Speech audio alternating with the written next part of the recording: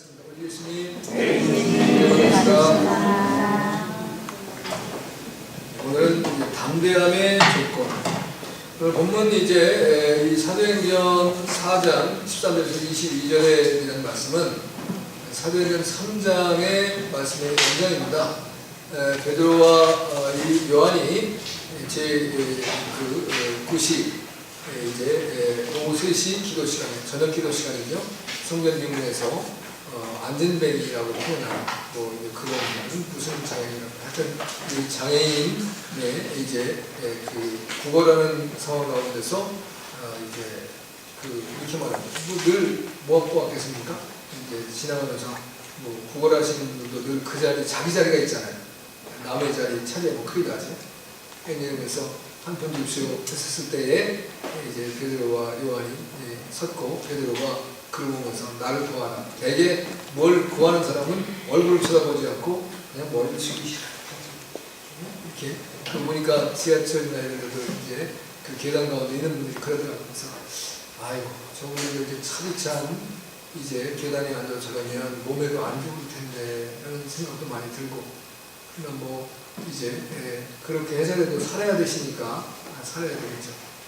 그리고 이제 베드로가 나를 보라라고 하잖아요. 그러니까 이제 얼마나 큰 기대감이 있었겠습니까? 오늘은 이제 여기서 내내 있지 않아도 되겠구나라는 생각할지도 모르겠고, 오늘 이제 큰 이제 돈을 받는가 보다라는 생각할지도 모르는데, 손을 내밀면서 하는 말이 이제 내게 금과 은은 없거니와 내게 있는 것 곧 나사렛 예수 그리스도의 이름으로 명하노니 일어나 걸어라. 손을 당길 때에 그가 이제 발목에 힘이 생기고 일어나서 걷기도 하고 뛰기도 하며 찬미하고 하나님의 성전에 나가서 영광을 돌렸다라는 표현의 말씀이 쓰고 있습니다. 이 사건으로 말미암은 이제 관원들과 그런 장로들과 대제사장들과 이게 비상이 걸린 사건이 생겼습니다. 예수님을 십자가에 못 박아 죽인 것도 지금 불안해서 그림을 부활했다고 하는 소리 때문에 불안해 어쩔지를 모르는데, 이제 그 제자들로 말미암아 기사와 이적과 표적이 나타나기 시작했으니, 예루살렘이라고 하는 도시가 이제 그렇게 큰 도시가 아니에요. 이스라엘에서는 수도라고 하지만 그게 큰 도시가 아니단 말이죠. 이스라엘 자체가 우리 강원도 크기만큼 하다고 하니까. 그런 이제 상황 속에서 소문이라는 것은 발 없는 말이 천리를 간다. 이 정도 됐잖아요. 얼마나 신속 퍼져나갔겠어요. 자, 이것을 없이 하자. 도중에 없게 하지 말자. 근데 오히려 사도들은 이제 담대함을 얻어서 예수 그리스도의 십자가 부활을 담대히 증거하는 역사가 나타났습니다. 자, 지금 저와 여러분이 살고 있는 이 대한민국의 현실은 우리가 처음 신앙생활할 때보다 굉장히 복음을 증거하는 게 어려워진 시대를 살아갑니다. 사람들이 복음을 잘 받지도 아니하고, 또 복음 증거하는 것 자체가 많은 제약을 이제 받아서 실제적으로 복음 증거하기가 어렵고, 또 이제 그런데 복음을 증거하는 방법이 좀 서툴러서 많은 사람들이 눈살을 찌푸리고, 이제 꼭 저렇게 이제 예수님을 증거해야 되는가 라고 하는 이제 말들이 기독교인들 사이에서 나오게 되어지고, 많은 사람들이 귀찮아가지고 오히려 예수 그리스도가 누구인지도 알지도 못하지만 거역하고 거절하고 이제 우리와 담을 쌓으려고 하는 그러한 현실이 생겨날 수도 있습니다. 그래서 복음을 잘 전해야 하나님도 영광을 받으시고, 또 복음 전하는 사람에게도 하나님의 놀라운 상급이 주어지고, 근데 복음을 잘못 전하면 예수님의 얼굴에 먹칠을 하고, 또 우리도 이제 창피를 당하고 수치를 당하고 모멸을 당하고 이런 문제가 생겨나지요. 여하튼 악한 마귀는 어떤 상황과 환경 속에서도 복음을 증거하지 못하도록 이제 다양한 방법으로 우리를 괴롭히고 복음 증거에 방해를 할 수 있도록 만들어 나가지만, 이제 여기 보면 그런 어려운 초대교회의 공권력이라고 하는 나름대로의 그 관원들과 대제사장들과 장로들이 회방을 놓았지만, 오늘 베드로와 요한 담대하게 복음을 증거하고 있다는 사실이죠. 그래서 이제 담대해질 수 있는 조건은 무엇일까? 대개 왜 성도님은 전도를 못 하십니까? 라고 하면 다양한 이야기가 있는데 첫째는 담대함이 없는 거죠. 담대함이 없는 건데 그런 담대함이 어떻게 보면 저분은 무슨 배운 것도 없어서 말도 잘 할 줄도 모르고 그 다음에는 말을 조리 있게도 하지 못하고 이제 별것도 아닌 것 같으신 분인데 복음을 잘 전하는 사람이 있습니다. 그러나 신앙생활도 오래 했고 또 이제 교회에서 귀한 직분도 많이 받고 그리고 학교도 많이 다녀서 이제 누가 보아도 저분에게는 설득력도 있고 사람들을 잘 이끌 수 있는 것 같은데도 복음을 못 전하는 분이 있어요. 그거 왜 그러냐? 담대함이 없어서 그렇죠. 그런데 우리의 하나님의 생명의 복음을 증거하는 것은 세상일과는 전혀 같지 않다는 겁니다. 첫째는 오늘 말씀해 보면 예수님과 동행하는 은혜의 역사가 있어야지만 담대함이 생긴다는 겁니다. 오늘 본문 이제 13절의 말씀을 사도행전 이제 4장 13절의 말씀을 보면 이 관원들도 인정을 하는 거예요. 저가 이제 그 예수와 함께 있었던 줄 알았다. 범인 줄 알았지만 그러나 하나 중요한 것은 예수님과 함께 있었다. 전에도 있었고 아마 지금도 부활하신 주님과 함께 있는 것 같다라는 생각을 가졌다라고 하는 표현을 드릴 수가 있습니다. 전도는 예수님과 함께하는 삶을 증거하는 것이죠. 그래서 이제 나는 내가 나 된 것은 하나님의 은혜로다. 바울의 고백이죠. 그런 고백이 우리에 있어야 된다는 거예요. 그래서 바울은 이렇게 말합니다. 복음을 증거할 때 많은 사람들이 바울의 복음을 방해하고 괴롭힌 것이 사실 이방인들이 아니에요. 다 유대인들이었습니다. 흩어져 있는 유대인들, 이제 이 예루살렘의 글라우디오 황제 때에 큰 흉년이 들어서 백성들이 다 이곳저곳에 흩어졌습니다. 먹을 걸 살아서. 우리가 아브라함이라고 하는 하나님의 이제 특강을 받은 그 믿음의 조상 아브라함도 이 가나안에 살 때 흉년이 들으니까 어디로 가요? 애굽으로 내려가요. 근데 우리가 흔히 그런 말이잖아요. 내려가는 건 안 좋다. 올라가는 게 좋다. 그러니까 이제 원래 위치가 왜 애굽으로 내려갔다라고 표현하냐면 근데 가나안 지금 이스라엘의 밑에 애굽이 있어요. 이제 그러니까 내려갈 수밖에 없는 거예요. 그런데 이제 기본적으로는 내려갔다 그래요. 이제 뭘 이제 피해서 흉년을 피해서 기근을 피해서 어떻게 먹고 살려고. 그런데 내려갔더니 좋은 일 하나도 못 보고 오히려 자기의 아내 사라를 바로에게 빼앗기고 이제 농락을 당하게 만들고 고통을 당하는 그런 비운을 겪습니다. 그런데 놀랍게도 또 내려가요. 그 다음엔 그걸 본받은 아들 이삭도 기근이 오니까 또 내려가요. 자, 이제 이게 저와 여러분이 가지고 있는 연약성입니다. 우리가 늘 마음에 다진 거 고백하기는 그래 내 살아가는 인생이 한평생인데 어떻게 하면 주님 기쁨의 삶을 살아가든지 하여튼 살아갈게 나는 그렇게 살겠다 라고는 각오와 다짐을 많이 갖지만 그러나 우리에게 주어진 환경과 형편 때문에 어쩔 수 없이 우리가 그것의 형편의 환경에 또 굴복하고 또 이제 거기서 나 스스로의 고백과 다짐과 결단이 무너지는 것을 우리가 수도 없이 경험합니다. 어떤 측면은 부끄럽기도 하죠. 그러나 그렇다고 내가 내 인생을 포기할 수 없어요. 왜? 내게 주어진 내 생명이 이제 내가 혼자가 아니에요. 나에게는 가족이 있고 또 내가 지켜야 할 이제 자녀들이 있어요. 아내가 있고. 자, 많은 사람들이 직장 생활을 하면서 자, 우리 아버지의 직장을 한번 구경하고 싶다. 안 가보는 게 좋을 수 있습니다.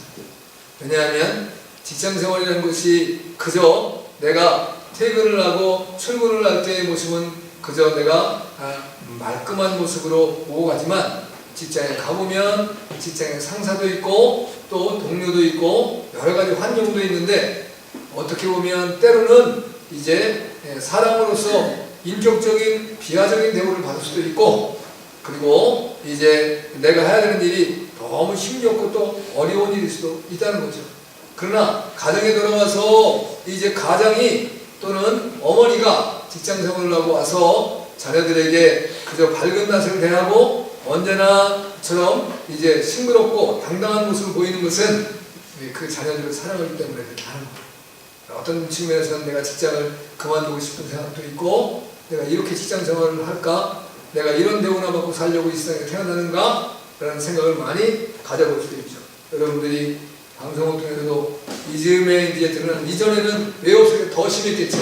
그러나 그런 말을 한 번도 쓰지 않았었지만 지금 이제 갑질이라는 것이 문제가 되어서 이제 이 갑질에 대한 문제가 방송에도 등장이 되기도 하고, 그 문제가 생겨나면 아주 이제 그 기업체든지 그 사장이든지는 이제 어려움과 곤혹을 치르고, 또 이제 어떤 체인점 같은 음식점은 장사가 되지를 않고 매출이 줄어들고, 그 다음에는 자기들의 그 주가가 폭락하는 역사도 보게 되지 않습니까? 이제 사회가 좋아진 사회이긴 합니다. 다 그렇게 살아가는 거죠. 왜? 내 가족들 때문에 용기를 내고 힘을 내는 거예요. 그래서 내가 이런 대우를 받으니까 내 인생 그만 살래, 이렇게 할 수 없는 것이죠. 우리가 중요한 것은 이제 우리는 늘 내가 비록 뭐 어떤 일을 하든 시편에서 말씀하시기를 내가 하나님의 집에 문지기로 하루를 살아도 행복하다. 할렐루야. 천년만년 안 살아도.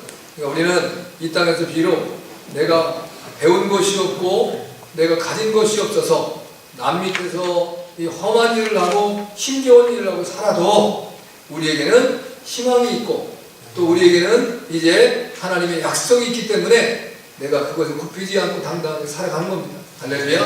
근데 문제는 그 주님과 동행하는 것을 놓쳐버리면 아무것도 안 돼요.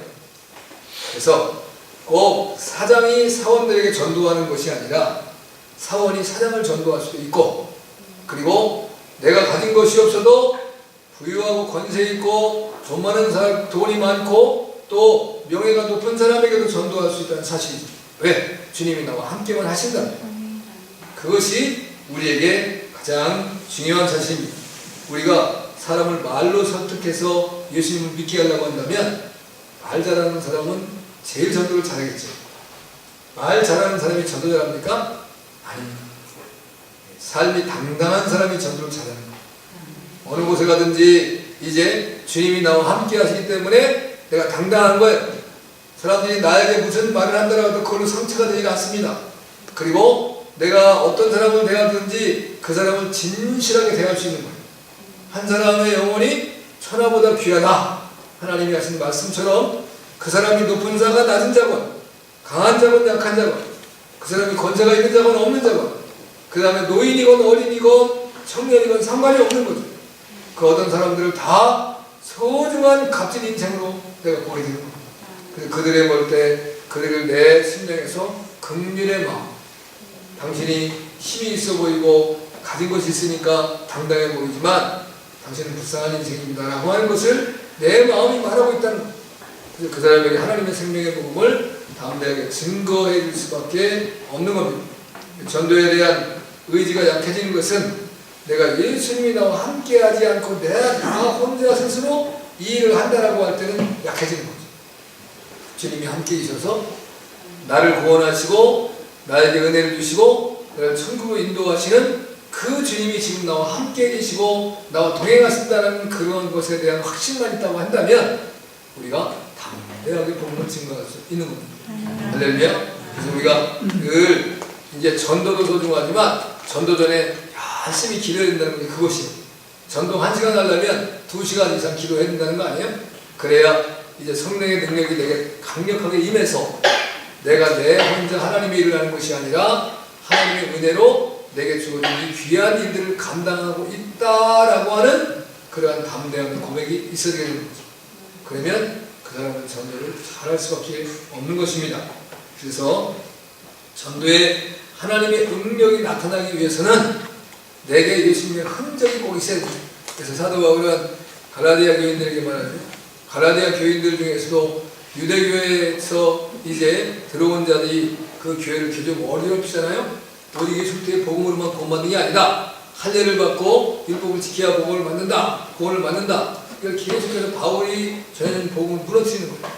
그랬더니 이제 그 바울이 이런 거 그러잖아요. 내가 그리스도와 함께 십자가를 못 박게 한다니 이제 내가 산 것이 아니라 내 안에서 그리스도께서 사신 것이다. 그러나 내가 육체 가운데 사는 것은 나를 위하여 자기 몸을 버린 하나님의 아들을 믿는 믿음 가운데 사는 것이다. 내가 살아있지만 난 주님의 것이다. 이런 고백이에요. 그래서 이제는 여러분들이 나를 괴롭게 하지 마시오. 여러분들이 어떤 방법으로 나를 거꾸로 들이고 넘어뜨리고 또는 발로 밟아도 이제 내 안에 예수님의 흔적이 있다. 나를 건드리면 예수님만이 튀어나온다. 여러분을 누가 탁 건드리면 예수님이 튀어나올 수 있으면 여러분은 예수님의 흔적이 있는 겁니다. 그러나 나를 건드려서 털털 털고 뒤집어 털어도 예수님이 안 나오면 나는 예수님의 흔적이 없는 거예요. 그래서 우리가 예수님의 흔적을 가지고 살아가면 하나님의 능력이 나타나는 것입니다. 할렐루야. 바울은 자기의 모든 것을 다 배설물처럼 버리고 오직 이제 예수 그리스도를 위해서 자기의 모든 것을 드려 헌신했을 때에 그는 이제 자기의 직업이 천막을 깁는 것, 천막을 짜거나 짓는 건데 그게 뭐 이렇게 대단한 직업입니까? 그게 뭐 환영받을 직업입니까? 높임받을 직업입니까? 또는 존경받을 직업입니까? 그거 아님에도 불구하고 그는 담대하게 복음을 증거할 수 있었습니다. 할렐루야. 그때 능력이 나타났죠. 두 번째는 하나님께 순종하며 살아야 된다라는 것입니다. 내가 하나님께 순종을 할 때 능력이 나타납니다. 내가 순종하지 않으면 절대로 능력이 나타나지 않습니다. 오늘 18절의 2절을 보면 이를 불러 경계하여 도무지 예수의 이름으로 말하지도 말고 가르치지도 말라 하니 베드로와 요한이 대답하여 가로되 하나님 앞에서 너희 말을 듣는 것이 하나님의 말씀을 듣는 것보다 옳은가 한다나라. 우리는 보고 들은 것을 말하지 아니할 수 없다. 이게 주님의 놀라운 역사로 보고 들은 걸 말하지 않을 수 없다. 자, 마태복음 28장이 마태복음의 마지막 장입니다. 19절 2절에서 예수님이 말씀하셨습니다. 이제 내가 하늘과 땅의 모든 권세를 받았으니 너희는 가서 모든 족속을 제자를 삼아 아버지와 아들과 성령의 이름으로 세례를 주고 내가 너희의 분부한 모든 것을 가르쳐 지키게 할지니라. 보라, 내가 세상 끝날까지 너희와 항상 함께 있으리라. 할렐루야. 자, 여기 중요한 하나님의 비밀이 들어있습니다. 이제 하나님은 이제 복음 전파의 명령을 분명히 주셨어요. 이제 어떻게 하라? 너희는 아버지와 아들과 성령의 이름으로 모든 사람들을 이제 가르쳐 지켜 따라오게 하라 라는 명령입니다. 이것이 전도명령이라는 명령의 말씀이시죠. 주님의 명령은 어떻게 해야 된다? 절대 순종해야 된다. 순종해야 역사가 나타나는 거. 우리는 살아가면 때로 주님이 열심히 기도하면 주님이 나에게 말씀할 때가 있어요. 내 마음에 감동을 주시는 거예요. 그러면 내가 계획하고 예상한 것과 방법이 다를 수 있습니다. 아니, 주님 그게 아니잖아요. 저는 이렇게 하기를 원하시는데 근데 주님은 자꾸 이제 나는 오른쪽으로 가는데 왼쪽으로 가라고 하세요. 그럼 그때 어떻게 해야 되냐? 내가 가려는 오른쪽 길을 포기하고 주님이 이제 인도하는 왼쪽 길로 가야 된대요.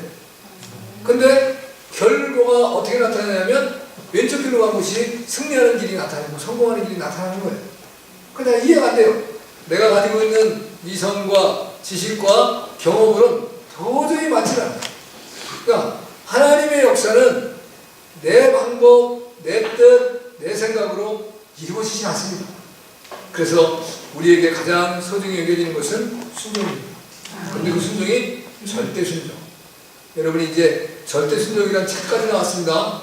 뭐 얇은 책이에요. 그렇게 두껍지 않아요. 근데 순종이라는 책은 그냥 다 보시면 좋습니다. 그러면 어떻게 내가 하나님께 순종했더니 하나님이 나에게 어떻게 역사하시고 인도하시고 이끌어주셔서 이런 놀라운 은혜와 축복과 영광을 보고 살아간다 라는 고백들이 거의 다입니다.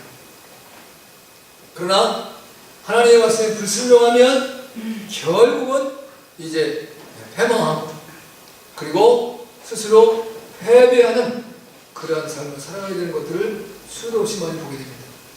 왜 어떤 사람이 그렇게 애쓰고 힘쓰고 노력해서 어느 자리에 올라섰는데 한순간에 무너져 내리는가?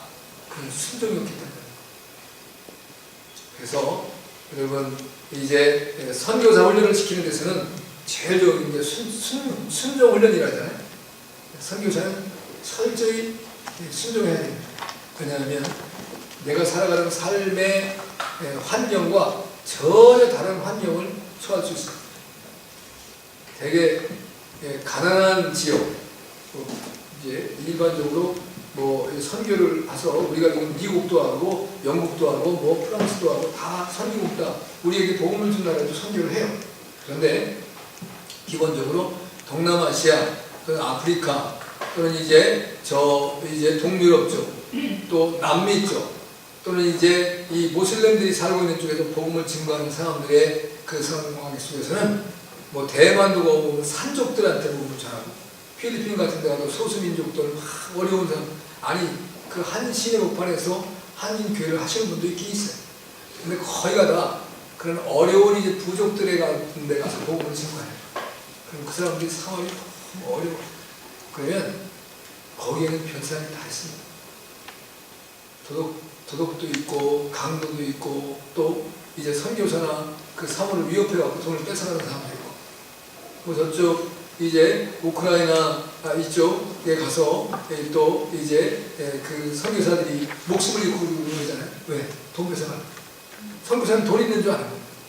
왜? 우리보다 잘 사는 곳에서 와서 거기다 복음을 증거해 주니까 복음뿐만이 아니라 되게 복음은 이 선교사들이 복음만 들고 가요. 빵을 같이 들고 가요. 복음과 빵. 한 손에는 복음, 한 손에는 빵을 들고 가요. 자, 우리나라에도 마찬가지죠. 저는 제가 그 어렸을 때는 교회를 안 다녔는데 저희 마을에 교회를 다니시는 분들이 보면 배급을 받더라고요. 그 이제 교회에서 선교지와 선교사들이 갖다 준 밀가루하고 그 다음엔 그 우유 있어요. 우유. 이런 우유 아니라 분말 우유. 그 푸대에 든 거 굉장히 맛있습니다.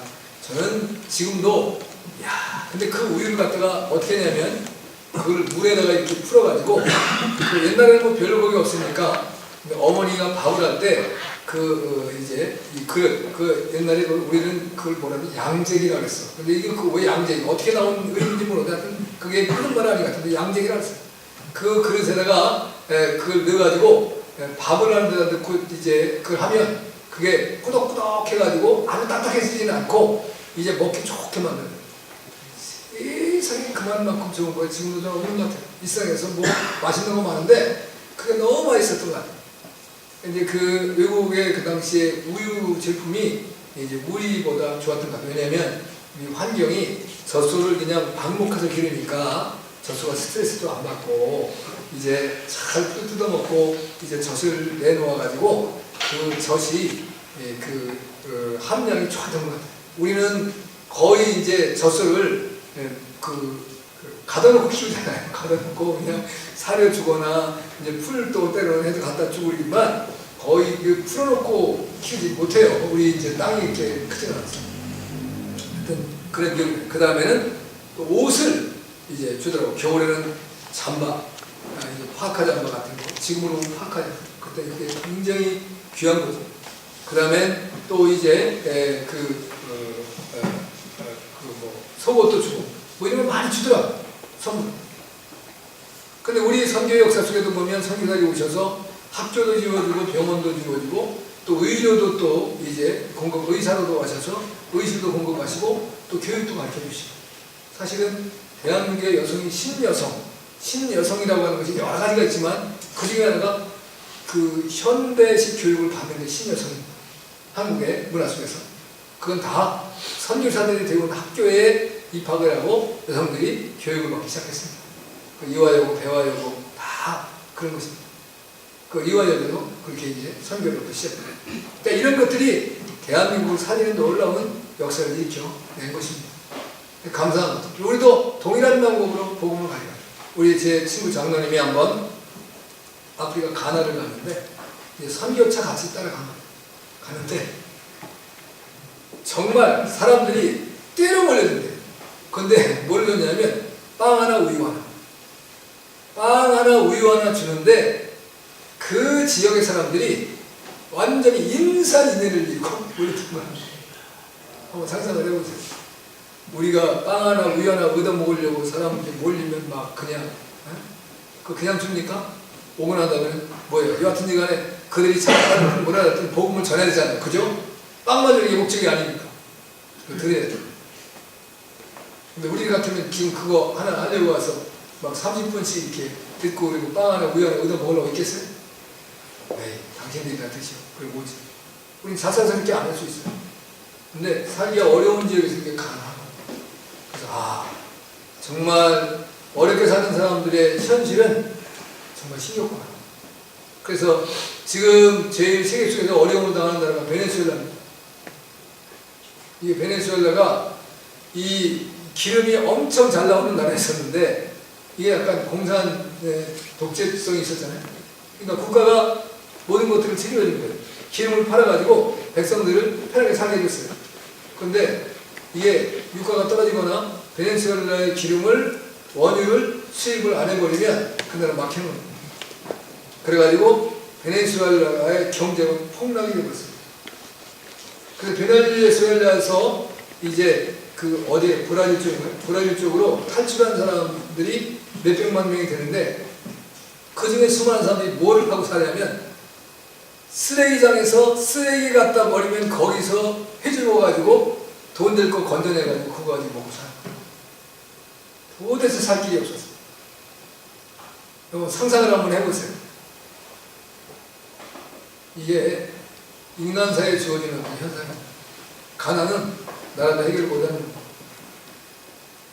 그래서 이제 담대하게 하여튼 복음을 증거하는데 복음을 증거할 때 복음과 더불어 이제 빵이 필요했다라는 것을 인정해야 되고 그러나 이제 복음은 배제시키고 빵만이 나서게 되어지면 이제는 사람들이 이 복음을 복음은 빵 주는 거라는 걸 이해하는 거죠. 그러면 안 되죠. 우리도 한때 한국교회가 많은 사람들이 교회는 그냥 주는 거. 근데 왜 안 주냐? 전에는 줬는데 이번에는 더 적어줘야 왜 안 주냐? 이런 식이 되어버리는 거죠.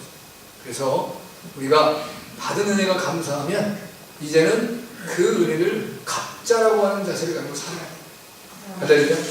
그게 성숙한 신앙인의 모습이고 하나님이 기뻐하는 신앙의 모습이에요. 어렸을 때는 다 우리가 학생과 청년들과 어린이들에게 베풀어주는 것은 나도 이전에 그렇게 받았습니다. 그게 너무 감사했습니다.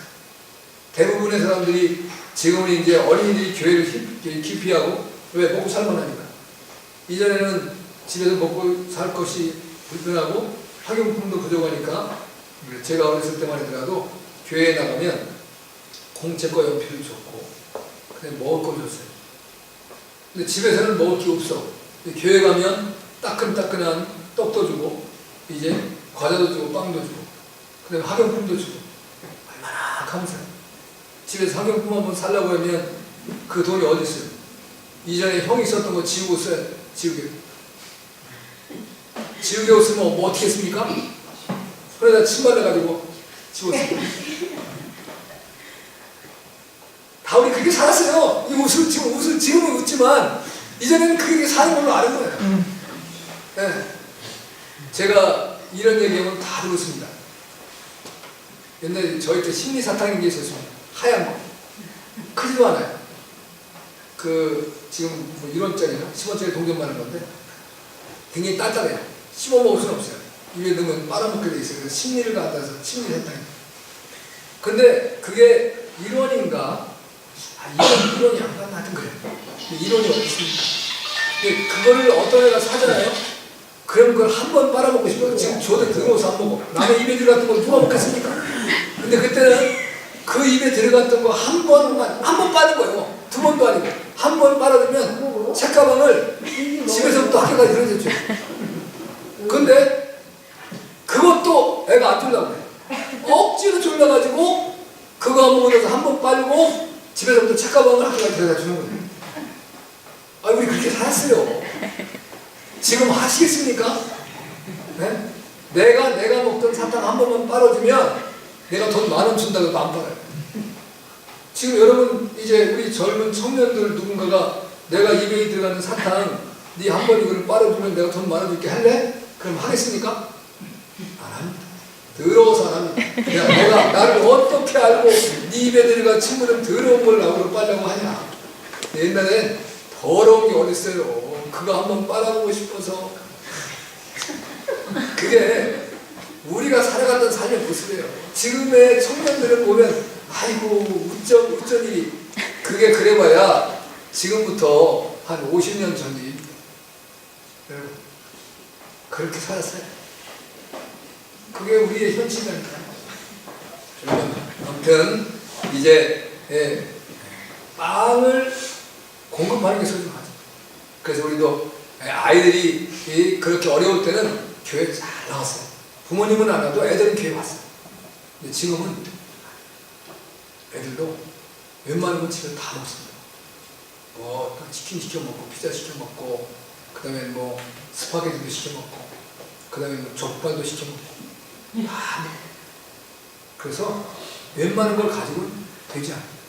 그러니까 교회에서도 주일학 학생들에게 뭘 좀 주려면 햄버거 사주면 먹을 거예요. 그죠? 햄버거는 먹을지 몰라요. 초코파이 먹을까요? 지금 거의 안 먹을 것 같아요. 군대도 한때 군인들이 최고의 기호식은 초코파이라고 했는데 지금은 바뀌었나 안 바뀌었나 모르겠어요.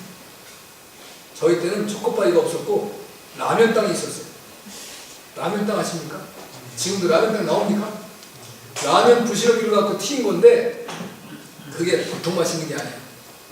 근데 군대 갔더니 어렸을 때 그 교회에서 아니면 친구들한테 한 번 사탕 빠진 거 똑같더라고요.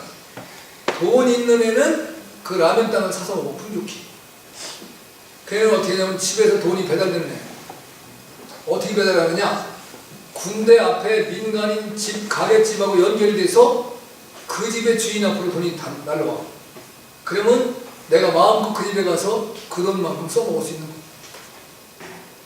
그래서 있는 애들은 그렇게 해요. 그냥 없는 사람은 군대에서 나오는 돈 우리 때 내가 병장 제대할 때 3,000원 받았습니다.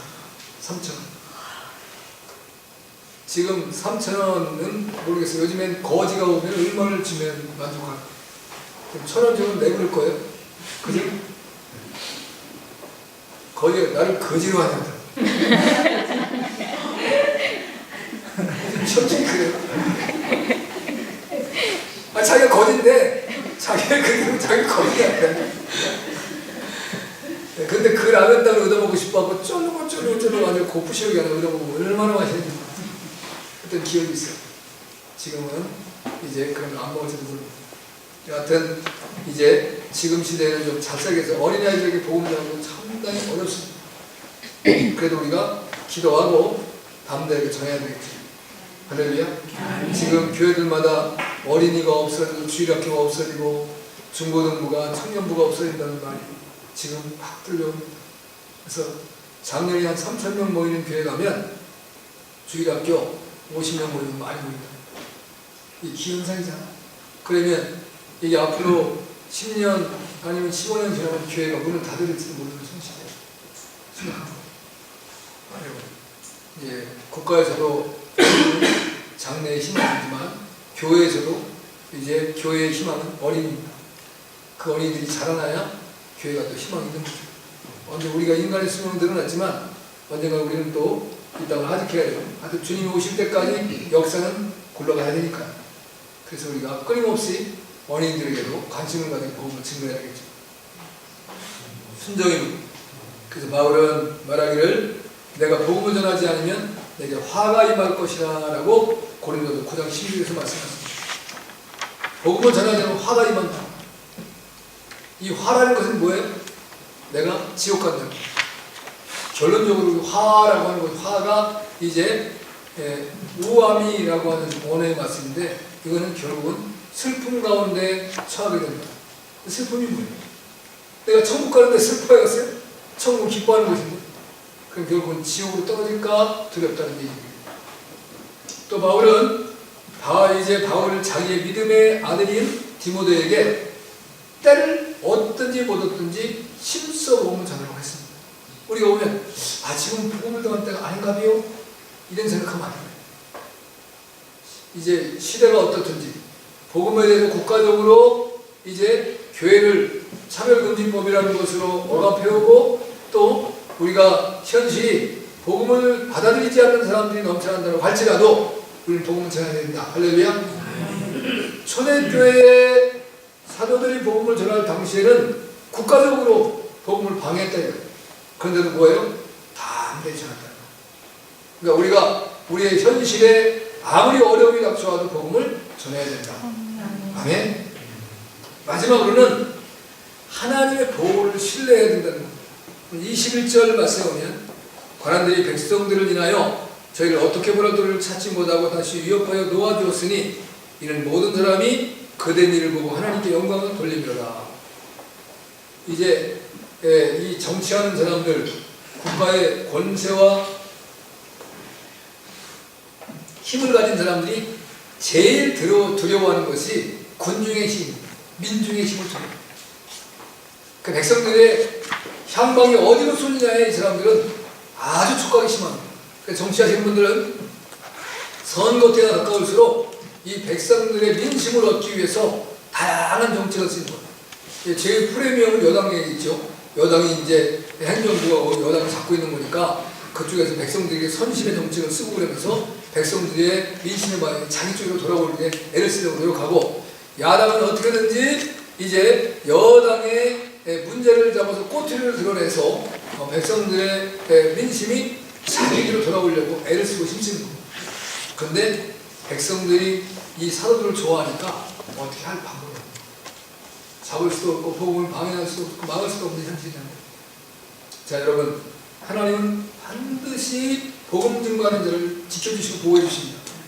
자, 그 하나님의 원리인데 주님께서 명령을 하시면서 13절 14절에 보면 저희가 베드로와 요한이 기탄 없이 말함을 보고 원래 학문 없는 범인을 갖다가 이상히 여겼도 그전에 예수와 함께 하던 줄 알고 병 나은 사람이 그들과 함께 사는 것을 보고 신랄할 만이 없는지라. 하나님이 오늘 21절에도 보호해 주잖아요. 자, 하나님은 항상 명령을 하시면 거기에 약속을 포함시킵니다. 제가 마태복음 28장 19절 20절도 말씀하셨어요. 이게 하나님께서 제자를 삼으라는 명령입니다. 복음 증거의 명령입니다.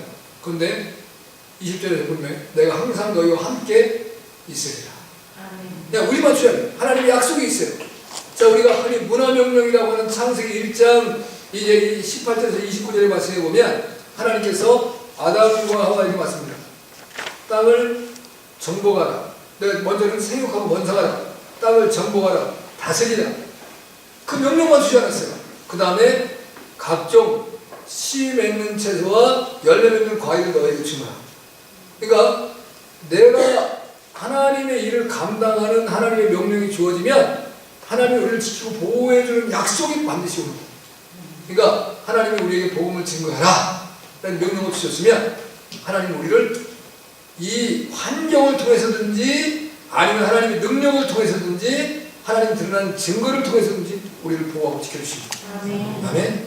문제는 우리가 담대함을 얻고 주님이 나와 함께 하심을 믿고 주님의 말씀에 순종할 수만 있으면 하나님의 복음이 이루어지는 겁니다. 그런 역사가 있어져서 이제 우리 교회에도 장년도, 청년도, 학생도, 어린이도 이제 부흥하는, 그리고 영혼들이 주께로 돌아오는 아름다운 역사가 넘쳐나는 은혜가 있기를 주님으로 축복합니다. 아멘. 기도합니다.